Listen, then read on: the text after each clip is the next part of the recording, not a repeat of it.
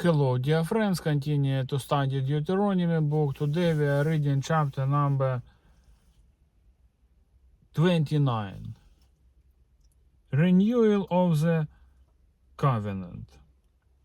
These are the terms of the covenant the Lord commanded Moses to make with the Israelites in Moab, in addition to the covenant he has made with them at Horeb.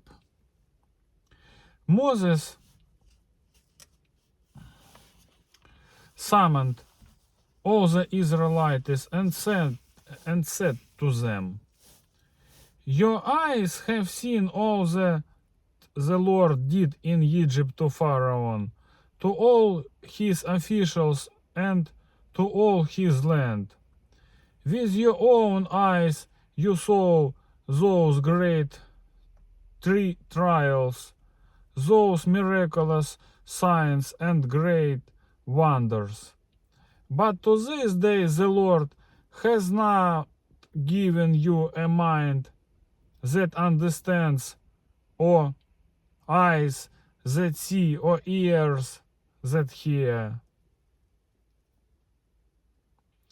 During the 40 years that I led you through the desert, your clothes did not wear out, nor did the sandals on your feet. You ate no bread and drank no wine or other fermented drink. I did this so that you might know that I am the Lord your God. When you reached this place, Sihon, king of Heshbon, and Og, king of Bashan, came out to fight against us. But we defeated them. We took their land and gave it as an inheritance to the Reubenites,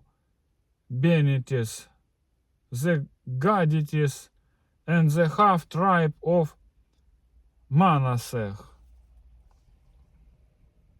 Carefully follow the terms of this covenant, so that you may prosper in everything you do. All of you are standing today in the presence of the Lord your God, your leaders and chief men, your elders and officials, and all to the other men of Israel, together with your children and your wives, and the aliens living in your camps, who chop your wood and carry your water. You are standing here in order to enter into a covenant with the Lord your God. A covenant the Lord is making with you this day and sealing with an oath, to confirm you this day in his people, to confirm you this day as his people, that he may be your God as he promised you, and as he swore to your fathers, Abraham, Isaac, and Jacob. I am making this covenant with its oath,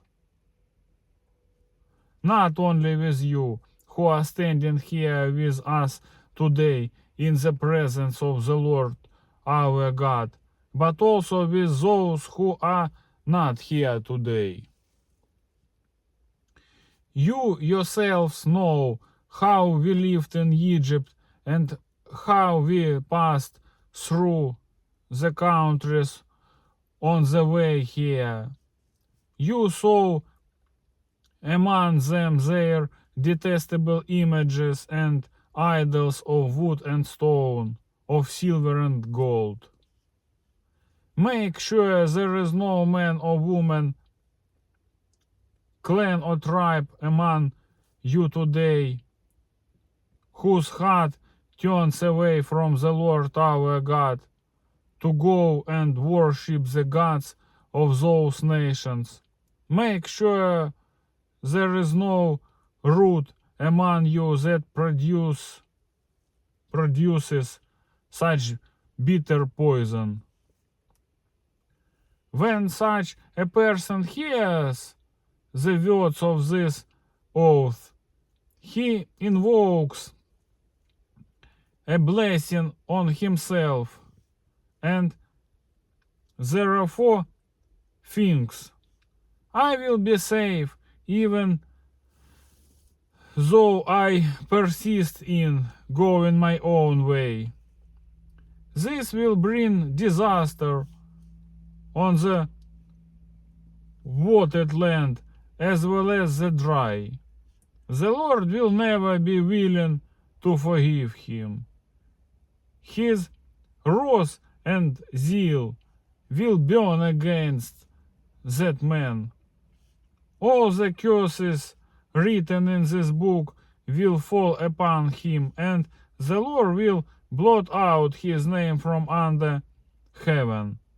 The Lord will single him out from all the tribes of Israel for disaster, according to all the curses of the covenant written in this book of the law. Your children who follow you in later generation and foreigners who come from distant lands will see the calamities that have fallen on the land and the diseases with which the Lord has afflicted it. The whole land will be a burning waste of salt and salt. Nothing planted, nothing sprouting, no vegetation growing on it. It will be like the destruction of Sodom and Gomorrah, Admah and Zeboim, which the Lord overthrew in fierce anger. All the nations will ask, why has the Lord done this to this land? Why this fierce burning anger? And the answer will be, it is because these people abandoned the covenant of the Lord, the God of their fathers, the covenant he made with them when he brought them out of Egypt. They went off and worshipped other gods and bowed down to them, gods they did not know, gods he had not given them. Therefore the Lord's anger burned against this land, so that he brought on it all the curses written in this book. In furious anger and in great wrath, the Lord uprooted them from their land and thrust them into another land, as it is now. The secret things belong to the Lord our God, but the things revealed belong to us and to our children forever, that we may follow all the words of this law. Today that's all, my friends. Bye bye.